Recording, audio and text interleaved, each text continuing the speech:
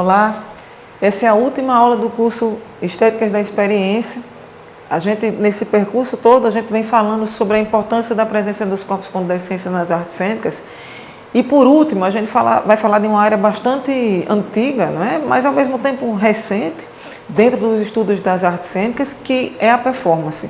E da importância que a performance tem tido, né, e vem tendo ao longo dos anos, para se tornar e para realmente se consolidar como esse lugar de apropriação, tanto artística como política, por grande parte dos artistas aí mundiais que vem se destacando. Então, não seria muito distinto ou diferente a gente não perceber ou não notar que as pessoas com deficiência também ocupariam esse lugar dentro do espaço artístico da performance, né? Entendendo que a performance já vem acontecendo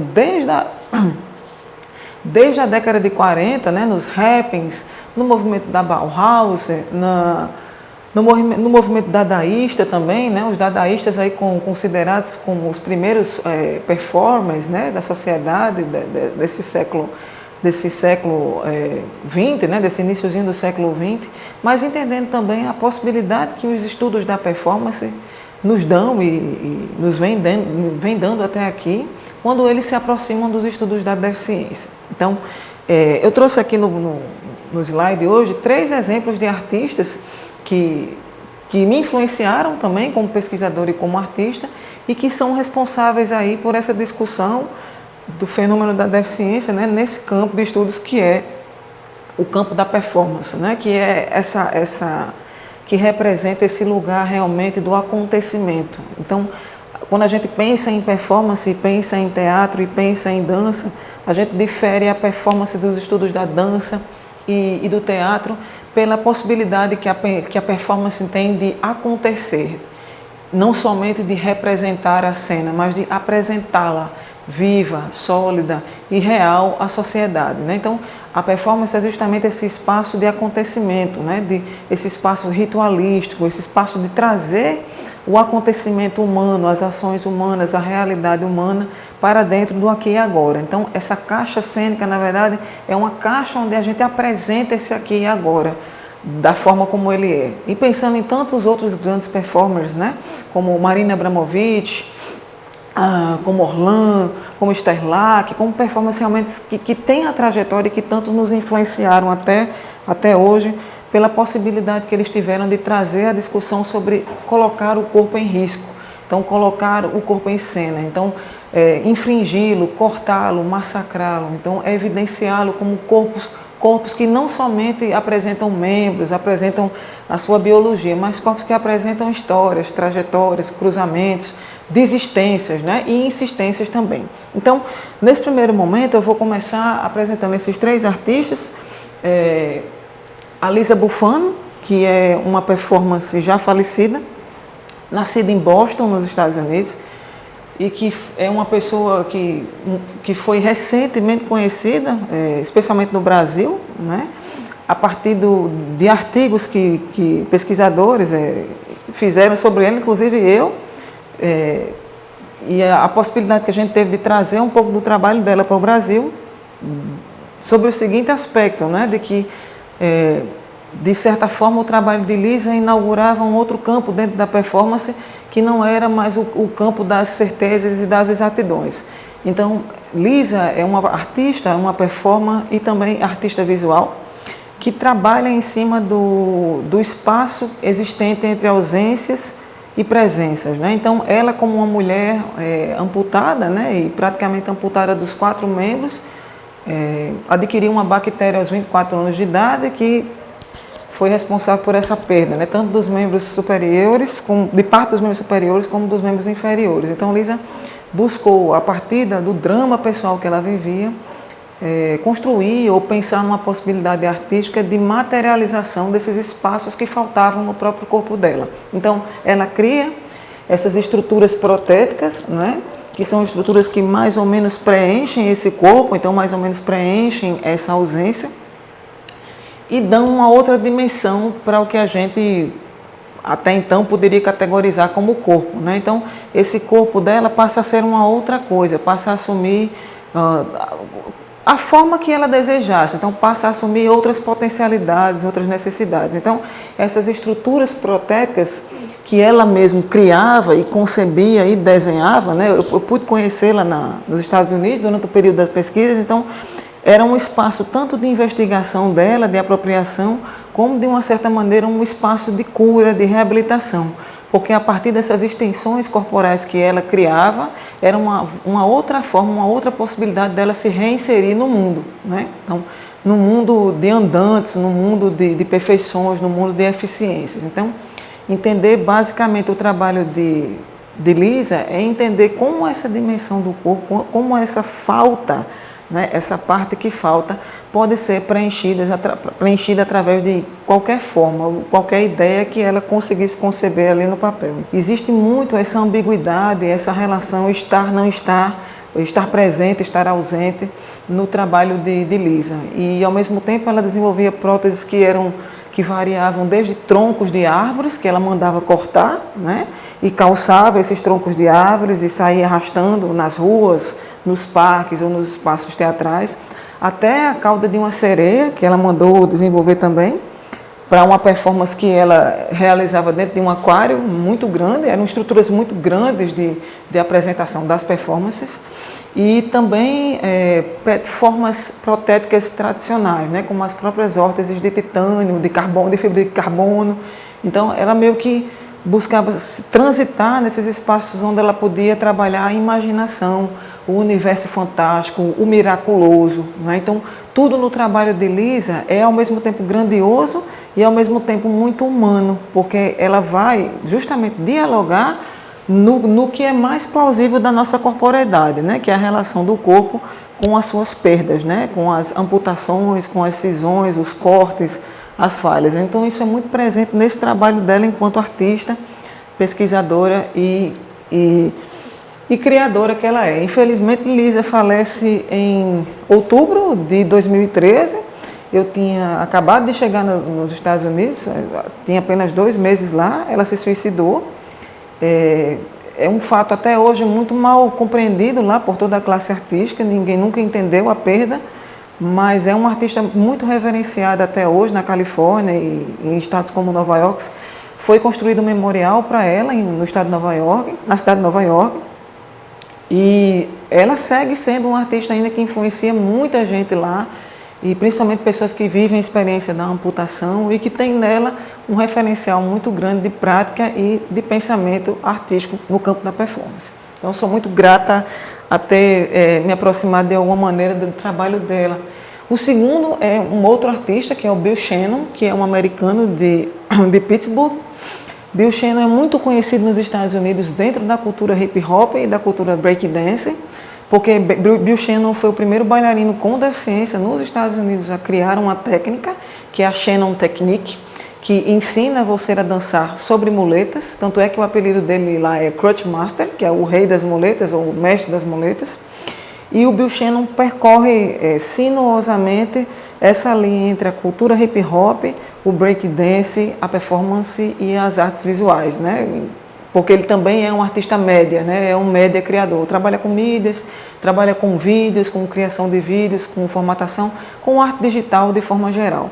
Então, o Bill, na década de 90, tem se tornado uma das principais referências das pessoas com deficiência, dos próprios estudos da deficiência, dos pesquisadores, né, da Disability Studies, porque Bill inicia o seu percurso como dançarino no breakdance norte-americano, que é efusivamente negro e praticado e repartilhado pelas comunidades negras norte-americanas, mas trazendo um elemento a mais, para além da sua brancura, né, que era um elemento de deficiência, e que era um elemento que, mesmo dentro das comunidades negras, quando era demonstrado ou quando era visualizado, provocava uma reação muito aguda e uma espécie de confrontamento entre os preconceitos já constituídos, né, dentro da cultura americana. Então, ele conseguiu se inserir nas comunidades negras, nos campeonatos, nas apresentações artísticas, mas também levar essas apresentações de rua, da dança de rua, do breakdance, para os teatros.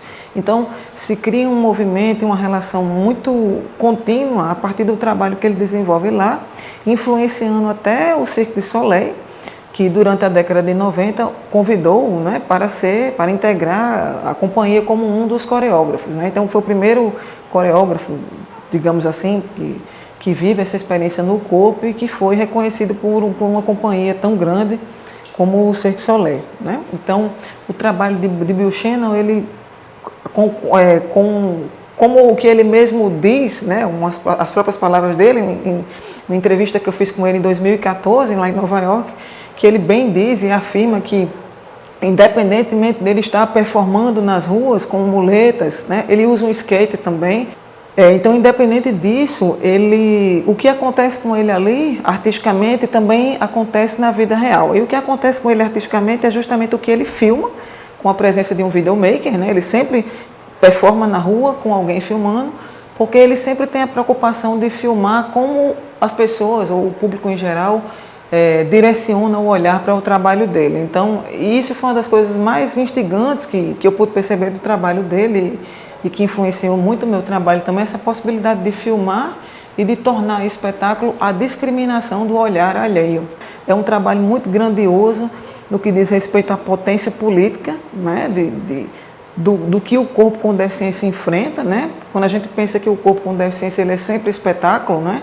Nós estamos sempre, através do olhar do outro, através do julgamento do outro, através da sentença do outro. Então, de uma certa maneira, Bill Shannon potencializa isso e transforma em espetáculo. Então, quem tiver interesse, tem muitos vídeos do Bill Shannon na internet, tem o espetáculo Varekai, que é um dos espetáculos que ele coreografou para o Cirque du Soleil, que tem uma apresentação dele, e tem textos também, ele escreve, ele tem muitas palestras também, que vocês podem encontrar também na internet. Infelizmente são todas em inglês, mas existem também alguns textos que foram escritos também sobre o trabalho dele.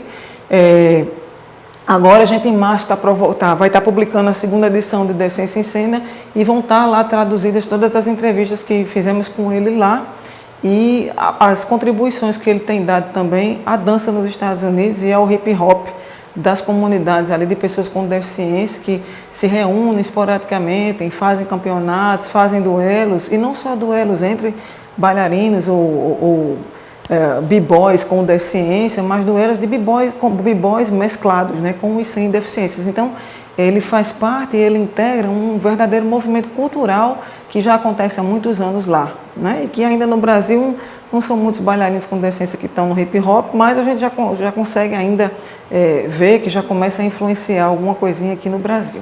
Bom, por último, eu vou trazer um trabalho do Martin O'Brien, que é da Inglaterra. O Martin, né, ele tem fibrose cística, que é uma doença muito grave que compromete todo o sistema respiratório da pessoa e todas as criações dele em cima da performance falam dessa experiência do não respirar, né? Então, no momento em que se fala de pandemia, quando eu pensei no material desse curso, eu me lembrei muito do trabalho do Martin, porque tem tudo a ver com esse momento, não é? O drama da respiração, não é? Esse dilema do respirar, o dilema do ar, o dilema da nossa existência a fio, né? Tomada a fio ou tomada por um sopro. E o trabalho de Martin é justamente esse lugar de fala que vai falar dessa experiência da doença.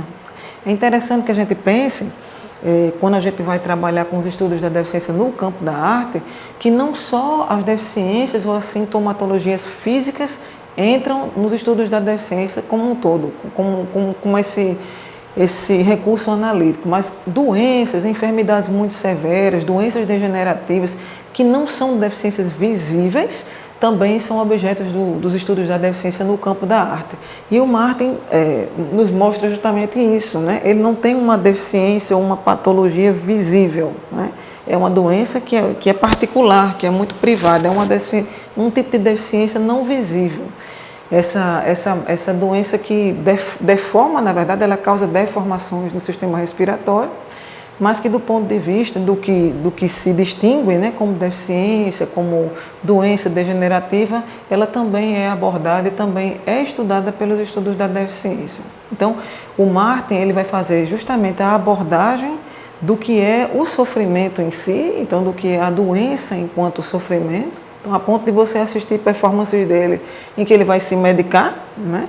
Ele vai se medicar para começar a performance, até ações como essa, onde ele vai dramatizar, né, o ato de respirar com sufocamento, com ar. Então, tudo muito perpassa por essa necessidade que o artista tem de aproximar a sua experiência corporal à experiência cênica. Então, a experiência, a reação, a possibilidade que ele vai ter de mostrar ou de alguma forma de oferecer essa experiência, esse outro tipo de visão sobre o corpo para o público. Outras companhias também nos Estados Unidos, como a companhia Dandelion, que é da Califórnia, e tantos outros artistas, né, que de alguma maneira se inserem também, tanto no campo da dança como no campo da performance.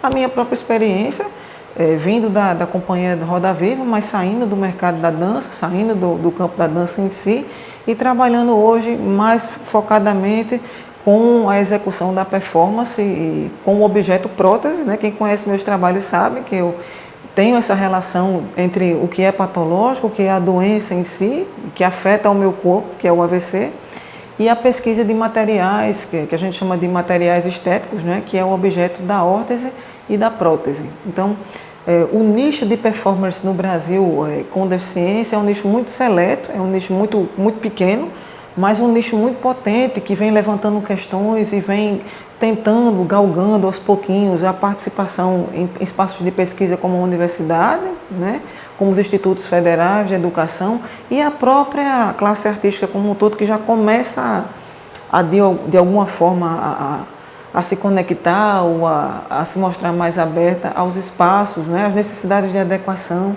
de acessibilidade, que a gente vai estar falando no curso oferecido pela FUNCARTE, e pensar que essa presença do corpo com deficiência não deve ser apenas uma presença enquanto ocupação, enquanto apropriação de lugar, mas precisa ser uma presença que mobilize esteticamente as formas de olhar, as formas de pensar e as formas de executar no campo artístico.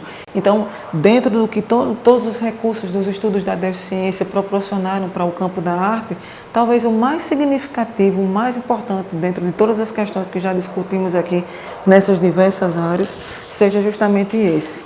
Então, a possibilidade de potencializar esse campo, de potencializar percepções, de potencializar olhares, não mais para que a gente diferencie o corpo, mas que a gente enxergue a possibilidade de aproximar a experiência que aquele corpo traz em cena da nossa própria experiência. Então, quando a gente vê a contribuição de todos esses artistas até aqui, seja no campo da performance, da dança, do cinema, do teatro em si, das artes visuais, né? Até mesmo da música, que a gente não abordou o tema música hoje, mas que a gente se concentrou mais na questão cênica, é pensar justamente nessa possibilidade da gente se reconhecer nessas experiências, não tentando imitá-las, porque é impossível, jamais poderemos fabricar deficiências, né? Deficiências são experiências que acontecem, que acometem, né? Mas de uma certa maneira são experiências que todos os corpos de alguma maneira vão vivenciar em algum momento da vida.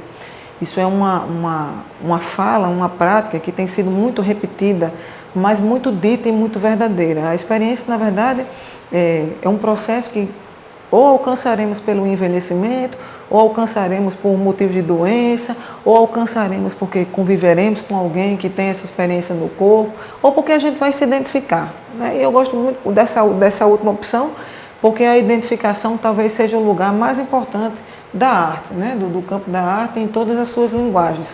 Só fazemos artes ou só gostamos das artes porque de alguma forma nos identificamos com ela. Então, nada mais justo e óbvio do que a experiência que os corpos com deficiência trazem para a sociedade e vem trazendo nesses últimos séculos é justamente esse reolhar, né? É um reolhar de um Narciso que não quer mais se ver da mesma forma ou como igual no espelho, mas é um Narciso que quebre esse espelho, que rompa esse espelho para poder se ver da forma que se deseja ver. Então, basicamente é isso. Eu vou trazer as duas últimas referências do curso, que eu vou aproveitar agora para indicar para vocês, que são 2 livros. O primeiro é o Extraordinary Bodies, que é da Garland Thompson, da Rosemarie. Esse é um livro muito importante e necessário, e do início dos anos 2000, né? Já do novo século, e que vai trazer de uma forma muito completa e muito profunda noções sobre tudo que a gente está discutindo aqui e muito mais, porque ela vai trabalhar aqui questões até relacionadas a gênero, feminismo, marxismo, dentro dos estudos da deficiência, enfim, questões que, por tempo, nós não vamos ter como aprofundar, mas eu tenho um enorme prazer de divulgar e de partilhar de uma certa maneira com o grupo. Se vocês precisarem de xerox desse material, se eu puder viabilizar de alguma forma, eu ficarei muito, muito honrada. E o segundo livro, que é do nosso amigo Humberto Eco, é um livro também, Arte e Beleza na Estética Medieval. É um livro também que é a minha última dica, né, de leitura, mas porque ele faz uma verdadeira análise sobre a essência do belo, né, os sistemas de classificação do belo e da feiura, né. Existe uma história da feiura também dele, que é uma obra-prima também, onde ele faz todo o resgate desses corpos das civilizações antigas até a pop art. Mas esse aqui eu acho mais didático e bem mais resumido para a gente entender as fronteiras entre beleza e feiura no campo das artes, né? Que é praticamente a mesma fronteira que faz com que a gente ainda divida o campo da arte e dos estudos da arte entre estéticas da beleza e estéticas da não beleza, né? Então, a ideia, ou talvez a maior contribuição que os estudos da deficiência tenham dado, e os artistas têm sido justamente essa, de aproximar essa noção e pensar para além do corpo, né? Então, pensar muito mais uma arte para mobilizar e para questionar e para impulsionar conhecimento do que fazer uma arte para demarcar, conceitualizar ou de alguma forma embalsamar ou colocar numa cela um conhecimento que não é para todo mundo. Então, esse é o momento da gente pensar a arte sob um ponto de vista muito mais, não, talvez inclusive, porque inclusive não, já está uma palavra mais ou menos gasta, mas pensar a arte de um ponto de vista mais justo, né? Onde há espaço para que todo mundo possa se expressar, que é o que a gente já está vendo aí, né? E ainda bem, e também onde haja espaço para que todo mundo também faça a sua crítica e deixe também a sua contribuição, que nem sempre é tão fluida, ou é tão romântica, ou é tão bela, mas a contribuição em si, que é a contribuição das experiências que cada um traz para o campo da arte e para o campo da existência. Então, super grata a todos e todas.